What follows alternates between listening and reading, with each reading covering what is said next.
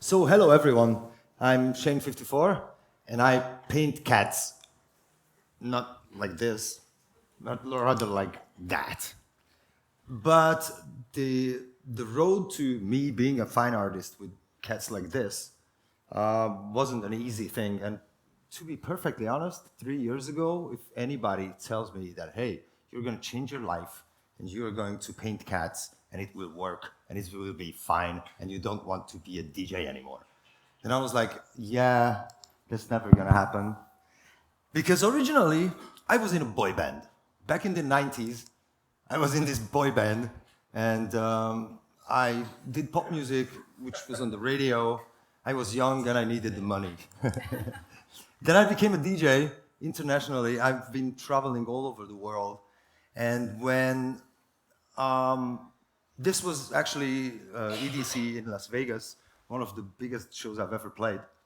And I've always had a thing in the back of my head when I was DJing and I was touring a lot, that what's going to happen if I don't want to do this anymore? What's going to happen if people don't want to hear what I have to say? And there's so many stories start with around COVID. Yeah, mine is one of those stories.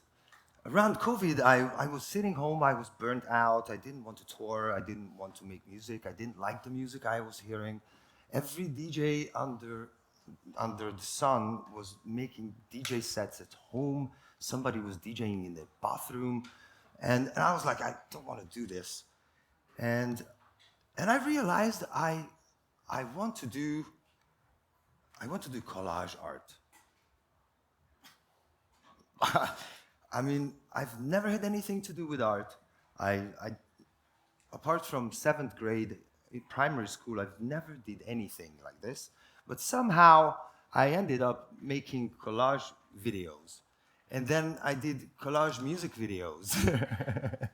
And then these collage videos led me to AI, because a collage is originally made by combining photos from different sources and then put them together so they look like this, sort of. I promise anybody I've never played that instrument ever, and my friends are much bigger in their bodies than this. And but if you use AI, then every little thing you make is yours. So there's a point when you actually start to make your own animations where every single part you make is yours. And then AI helped me I started again. I found this video in 2021, December, of this guy called the AI Whisperer, and he said that if you put text into this text field, then you can make images. And I was waiting for this for quite some time, because in 2016 I found a very, very basic but very promising AI system which was able to combine certain aspects of pictures, and then something weird and very unusual came out of it. But back then, you needed to be sort of a rocket scientist to use a system like this. It was very clumsy, the end result was very small, and there was no upscale like today. So I was like, okay, probably I need to wait a little while before this technology will really catch up with normal people. And this AI Whisperer video was the first sign of yeah, there might be something in this. Because I started making images with the bucket load. I started making whatever I come across, and I sort of realized that even though the system wasn't really good for making photos per se, it did photos, but the photos weren't really good, but it could do paintings or painting-looking digital images. And if you had a sort of a vision, then you were able to sort of tell yourself that, hey, I'm a new kind of digital artist because I have this idea of a painting and then I can sort of make it with these systems. But let me show you what the first photo I've made looked like.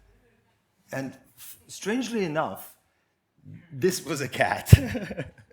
Yeah, I had no idea what to do when I first sat down to see, okay, what I will create.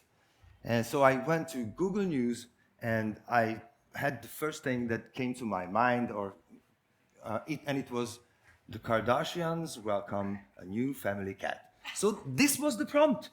And this was the Kardashians' cat three and a half years ago. And I took the liberty to make the same photo yesterday, and it looks like this. The same prompt in probably a completely different AI system, but this is where we are right now.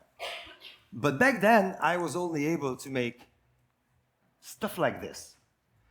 And I started to print them out and put them on aluminum plates when a friend of mine who had a gallery booth at a big art fair called me up that one of his painters couldn't finish their stuff in time.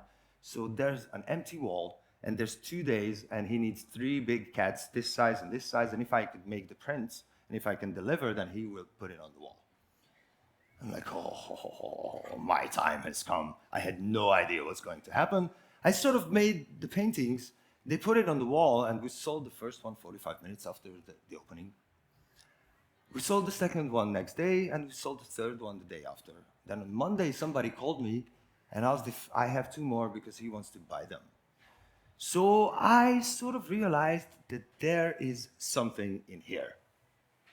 And one of my friends, I have a lot of friends who are designers or artists, and one of my friends told me before I ever get to see the cats that I had to figure something out that will be mine, because everybody's good at AI. So I have to come up with something, either something that I make images of or a certain look for my images, so it will be very recognizable.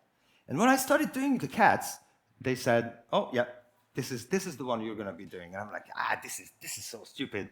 And then it turned out that he was absolutely right. The cats did change my life because people started to buy my cats. And my cats look like this. I used a certain kind of gel to paint onto them. And when they dried, they kept the brush strokes. So in the end, they looked like paintings. I called them painting-looking objects. And this is what it looked like when I was having one of my first exhibitions. But these are all prints. This is not real paintings. And then I met someone who has a gallery, one of the best galleries of the country, and he said, I really like your stuff. I just cannot sell a shitty print. Would you please paint for me a real picture? I'm like, how do you mean? I never painted anything. I said, yeah, you're still painting on those images, and then, you have paint at home, you have canvases. Why don't you try it? Like, you just don't put a print under the paint, and then you're gonna be fine. I said, well, yeah, I should try. And I did try, and this was my first painting. Ta-da! This was a very small A4 sized MDF, very, very small and thin MDF panel, which I painted on. And even though it more looks like an owl, and those eyes remind me of like pretty much an egg. But something happened when I finished this. I felt something, and I started painting. I started painting with a bucket load. I started doing this.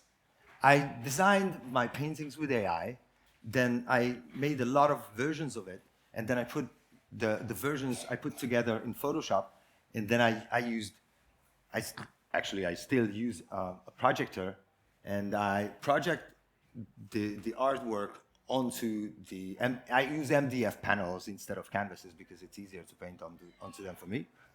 And I project the image, and I just trace it, and then I take it off, and then I start the color work. I love the color work. Usually, my colors look different than in the original designs, but that's how it is. The designs are just there to give me a starting point, and then these cats will just just take me somewhere.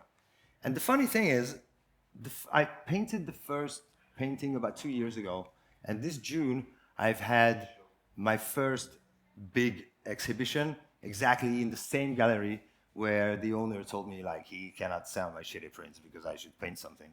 And to be honest, my paintings worth much more than the ones I've printed. So I'm still in awe on how this whole thing happened, because I still feel that I had absolutely nothing to do with art, and now I have exhibitions. Now I do a lot of things. This is one of my favorite paintings because because of the title. The title says they don't like the new Depeche Mode album either, and Alan Wilder should come back.